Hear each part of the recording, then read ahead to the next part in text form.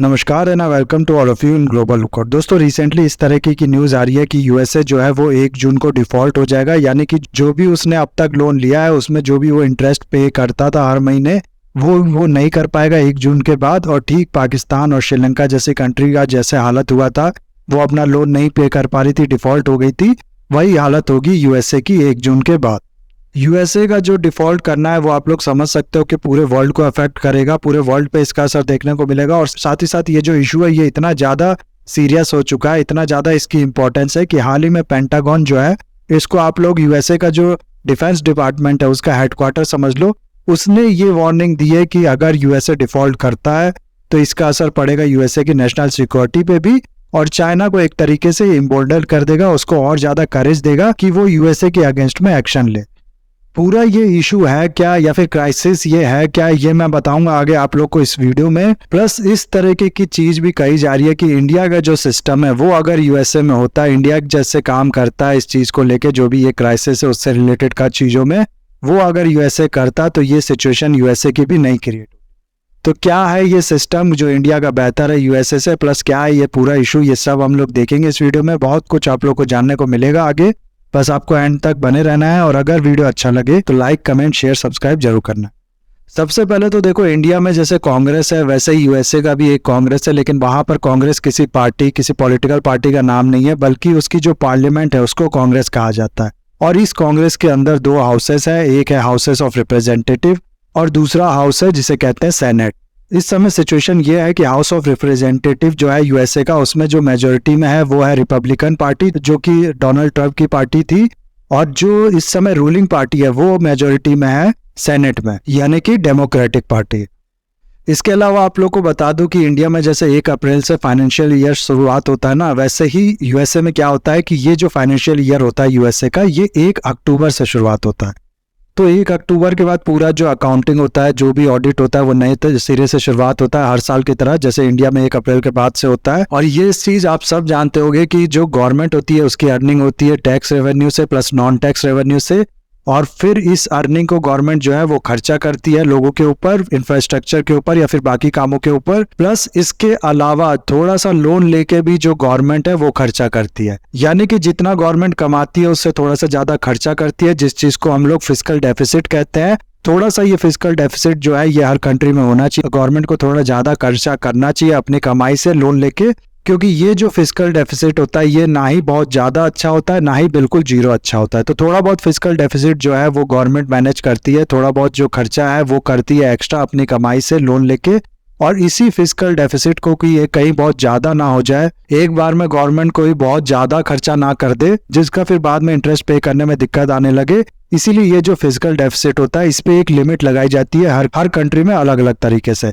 हर country में जरूरी नहीं है, लेकिन बहुत से कंट्री में ये जो फिजिकल डेफिसिट है इसको मैनेज करना पड़ता है। बहुत ज्यादा अगर ये हो जाता है तो दिक्कत हो जाती है, इसीलिए उनका पार्लियामेंट की परमिशन या फिर कोई लॉ के थ्रू इसको मैनेज किया जाता है उस कंट्री में। तो यूएसए में क्या सिस्टम है कि यूएसए में एक डेप्ट सीलिंग है, यानी कि उसमें बता दिया गया है कि इतनी गवर्नमेंट की कमाई है उससे ऊपर आप केवल इतना ही खर्चा कर सकते हो,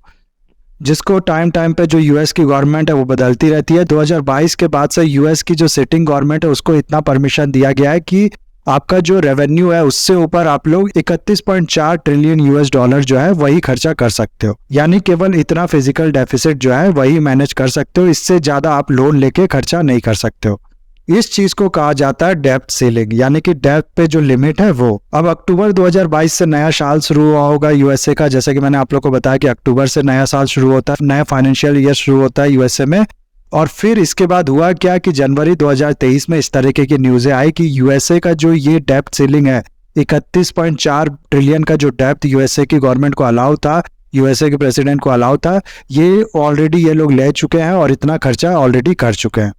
यानी कि जितना लिमिट इनको पूरे साल का मिला था वो 2-3 ही महीने में ये लोग पूरा खर्चा कर चुके हैं। और इसके बाद फिर ये जो बाइडेन की गवर्नमेंट है यूएसए में वो रिक्वेस्ट करने लगी कि ये जो डेप्ट की सीलिंग है इसको थोड़ा और बढ़ा दिया जाए, ताकि हम लोग और पैसा रेज करके लोन के थ्रू इसको खर्चा करें लोगों के ऊपर। फिर न्यूज़ इस तरीके की आने लगी जिसकी बात आज से पहले कभी नहीं की गई थी। ये न्यूज़ आई कि अगर ये जो सीलिंग है ये नहीं बढ़ाती है यूएसए की कांग्रेस, तो जून के महीने के बाद यूएसए की जो गवर्नमेंट है वो अपनी डेब्ट ऑब्लिगेशन फुलफिल नहीं कर पाएगी। क्या मतलब है इसका मतलब है कि प्रीवियसली जो यूएसए की गवर्नमेंट ने लोन लिया है उस पे ये जो हर महीने इंटरेस्ट पे करती है जिनसे लोन लिया है उसको, वो ये नहीं पे कर पाएगी जून 2023 के बाद, यानी कि डिफॉल्ट करने लगेगी जून 2023 के बाद।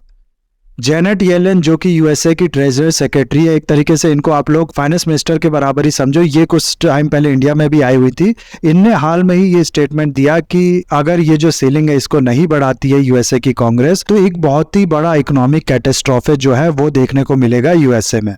और यूएसए में ये देखने को मिलेगा तो जाहिर सी बात है इसका पूरा असर पड़ेगा दुनिया भर की कंट्रीज पे। एक ऐसी चीज होगी जो आके आज से पहले कभी भी नहीं है। दरअसल आज से पहले भी इस तरह की जो सिचुएशन है ये तो आई है, लेकिन होता क्या था कि हर बार जो कांग्रेस होता था या तो वो डेब्ट सीलिंग बढ़ा देता था या फिर जो ये लिमिट रहती इसको थोड़ी देर के लिए सस्पेंड कर देता था और पूरा कह देता था कि ठीक है आप लोग अपने मर्जी से जितना भी डेब्ट मैनेज करके चलना है वो करो, it is up to you. लेकिन अगर ये इस बार नहीं बढ़ाती है तो ये जो सिचुएशन होगी एक तरीके से पूरा इकोनॉमिक कैटेस्ट्रॉफे होगा यूएसए के लिए, पूरे वर्ल्ड के लिए, ऐसा कहना है जेनेट येलेन का।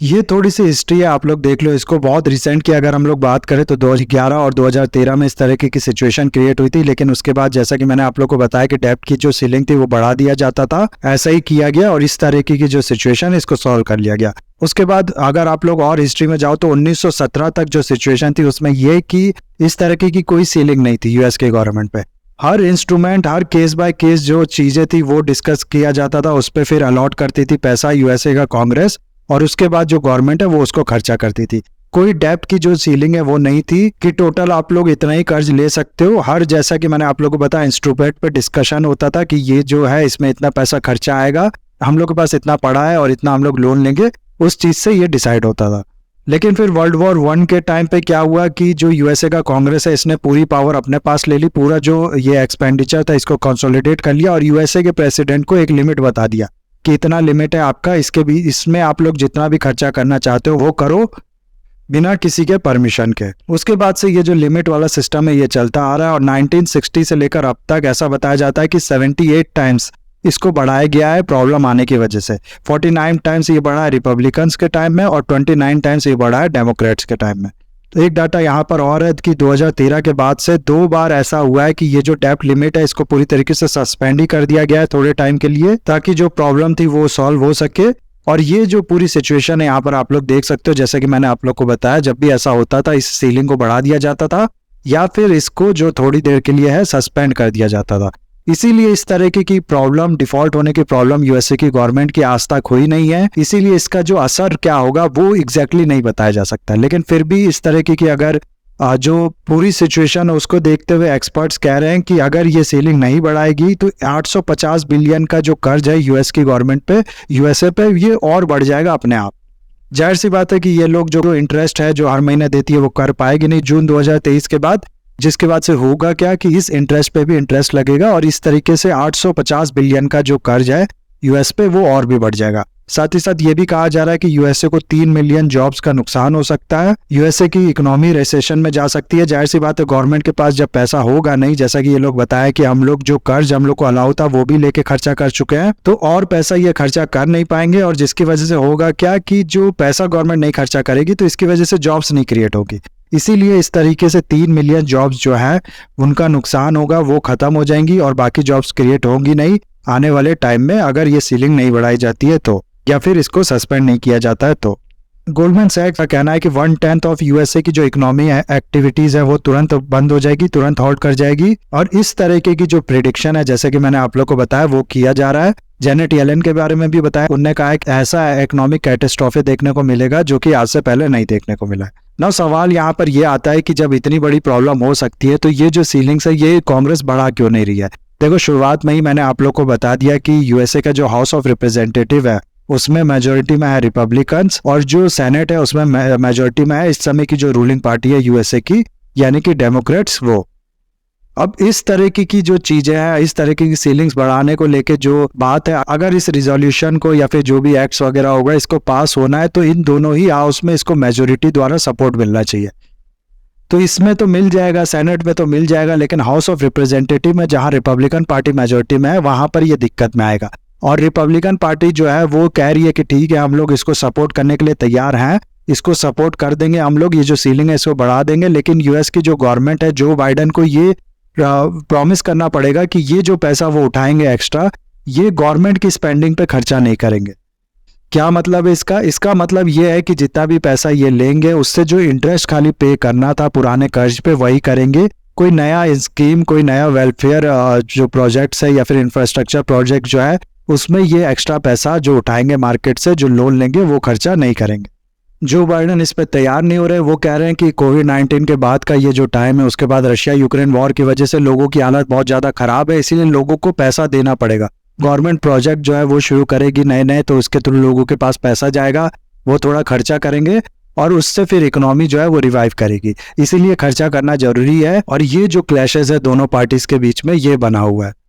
रिपब्लिकन कह रही है कि तुम इस पे खर्चा नहीं करोगे और जो बाइडन जो कह रहा है कि हमारी मजबूरी है, हमको खर्चा करना पड़ेगा। अब इसके पीछे की जो पॉलिटिक्स है उसको आप लोग अगर समझ पा रहे हो तो आई थिंक ये जो पूरी पिक्चर है ये बहुत ज्यादा क्लियर हो जाएगी। हो क्या रहा है कि यूएसए का जो फेडरल रिजर्व है वो लगातार अपना जो इंटरेस्ट रेट है वो बढ़ाते जा रहा है। जब ऐसे इंटरेस्ट रेट जो होते हैं वो बढ़ाए जाते हैं सेंट्रल बैंक के द्वारा, तो आप लोग को पता होगा कि कंट्री की जो जीडीपी होती है वो थोड़ी डाउन जाने लगती है, उसमें ग्रोथ जो होती है वो कम होने लगती है। लगातार यूएसए के जो बैंक्स है वो भी फॉल कर रहे हैं साथ ही साथ। ऐसे में जो बाइडन के ऊपर बहुत ही बड़ा प्रेशर है कि ये थोड़ा स्पेंडिंग करके, थोड़े नए प्रोजेक्ट शुरू करके कंट्री की जो इकोनॉमी है उसको फिर से संभाल सके और उसके बाद इनका जो अब तक का फेलियर रहा है इकोनॉमिक लेवल पे उसको ये थोड़ा बहुत ढक सके, या फिर कह सकते हो उसको सुधार सके कि चलो थोड़ी शुरुआत में जो हुआ वो हुआ, लेकिन मैंने इकोनॉमी संभाल ली।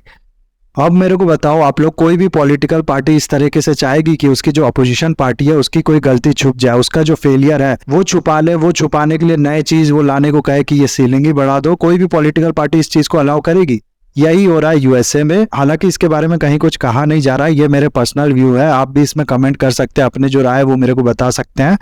लेकिन मेरे हिसाब से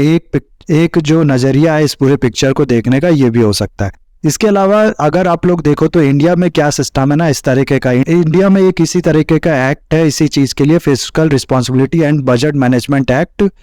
जिसमें गवर्नमेंट को टारगेट दिया गया है कि वो जो फिस्कल डेफिसिट है अपना, वो इतना % ऑफ जीडीपी जो है उसी को बनाए रख सकती है, उससे ज्यादा फिस्कल डेफिसिट जो है वो नहीं अपना कर सकती है। हालांकि ये जो टारगेट है ये कभी गवर्नमेंट ने आज तक, जितनी भी गवर्नमेंट हुई है, 2003 में ये एक्ट आया था, उसके बाद जो भी गवर्नमेंट थी कभी उसने ये जो टारगेट है इसको अचीव नहीं किया है। लेकिन कहने का मतलब यहाँ पर यह है कि % ऑफ जीडीपी के फॉर्म में ये टारगेट मिला हुआ है इंडिया की गवर्नमेंट को। और यूएसए में जैसे कि हम लोग ने देखा, बात होती है टोटल वैल्यू पे, यानी कि इतने $1 ट्रिलियन जो है वो यूएसए की गवर्नमेंट खर्चा कर सकती है हर फाइनेंशियल ईयर में। अब कहा यह जा रहा है कि इंडिया का ये जो सिस्टम है इसमें होता क्या है कि कल की जो सिटिंग गवर्नमेंट थी उसका जो भी एक्शन होता है, वो कितना लोन लेती है, कितना कर्ज लेती है, उसका असर नेक्स्ट की जो गवर्नमेंट होती है, यानी कि जो आज की गवर्नमेंट होगी, उस पर बहुत कम पड़ेगा।